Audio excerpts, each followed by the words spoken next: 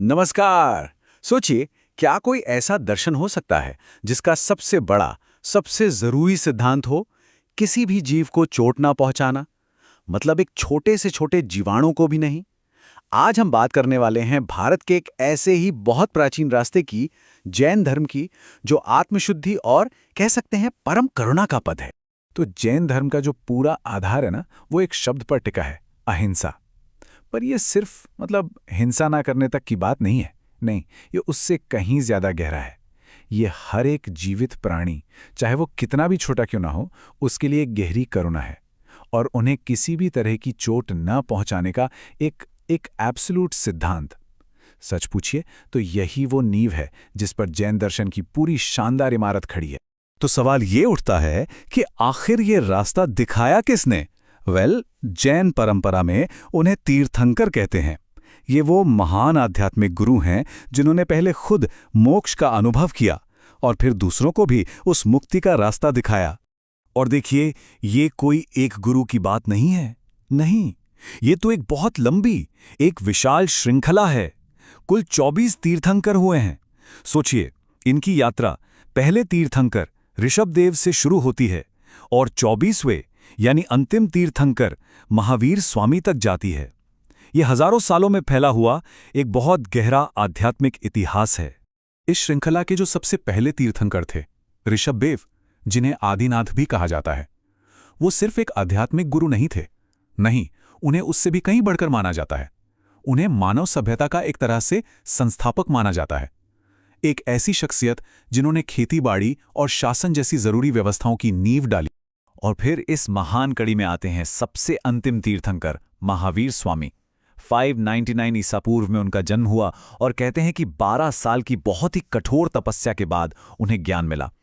आज हम जिस जैन धर्म को जानते हैं ना, उसका जो आधुनिक स्वरूप है, उसके जो सिद्धांत हैं, उनको मजबूती से स्थापित करने का श्रेय महावीर स्वामी को ही जाता है।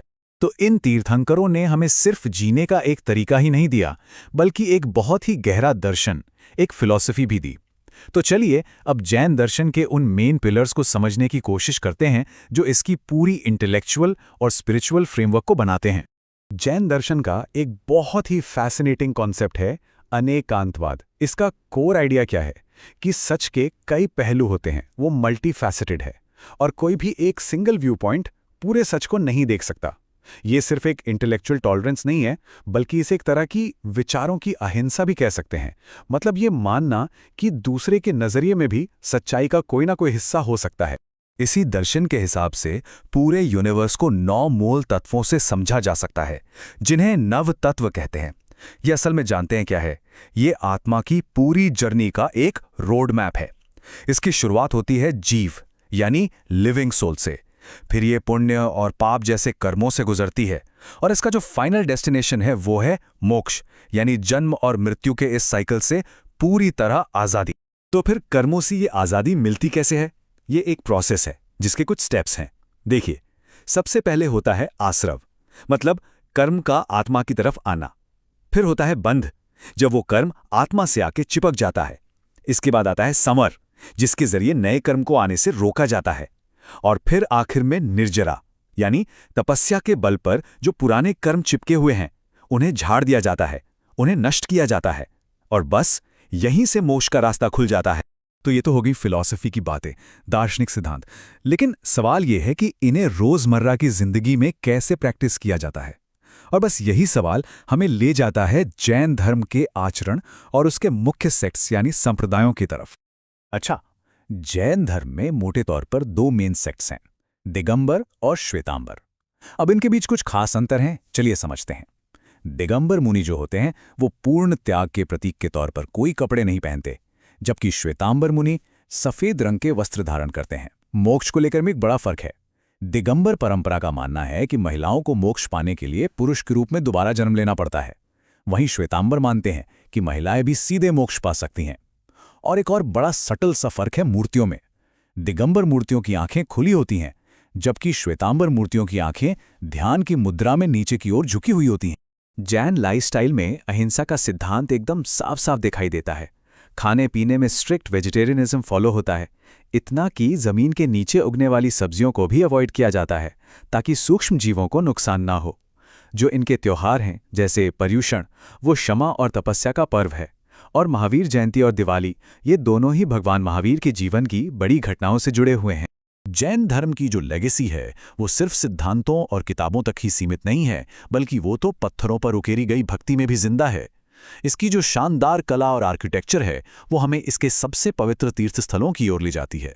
जैसे माउंट आबू में दिलवाड़ा के मंदिर, अरे भाई ये संगमरमर की नक्काशी का ऐसा कमाल का नमूना है कि उनकी बारीक और जटिल कारीगरी देखकर सच में यकीन करना मुश्किल हो जाता है। ये भक्ति और कला का एक अनबिलीवेबल कॉम्बिनेशन है। फिर चलिए कर्नाटक के श्रवण बेलगोला, जहां भगवान बाहुबली की 57 फुट ऊंची एक विशाल मूर्ति है। और इसकी खास बात यह है कि ये पूरी मूर्ति एक ही चट्टान से तराशी गई है। इसका जो स्केल है और इसका जो स्पिरिचुअल इंपॉर्टेंस है वो इसे एक बहुत बड़ा तीर्थ स्थल बनाता है।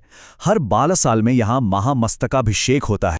और फिर आता है गुजरात का पालिताना, जिसे वाकई में मंदिरों का शहर कहते हैं। जरा सोचकर देखिए, शत्रुंजय पर्वत पर 900 से भी ज्यादा मंदिर बने हैं। मतलब एक पूरा का पूरा पहाड़ सिर्फ मंदिरों को ही डेडिकेटेड है। ये एक ऐसा नज़ारा है जो शायद दुनिया में कहीं और देखने को ना मिले। तो आखिर में एक सवाल पर आके रुकते हैं। आज की दुनिया को देखिए, जहां हर तरफ कॉन्फ्लिक्ट है, हर कोई अपनी बात पर अड़ा हुआ है। ऐसे में अनेकांतवाद यानी एक से ज्यादा सच हो सकते हैं का सिद्धांत और अहिंसा यानी परम करुणा का सिद्धांत, ये प्राचीन विचार हमें आज क्या सिखा सकते हैं? ये एक ऐसा सवाल है जो इस दर्शन को आज भी और शायद हमेशा रिलेवेंट बनाए रखता है।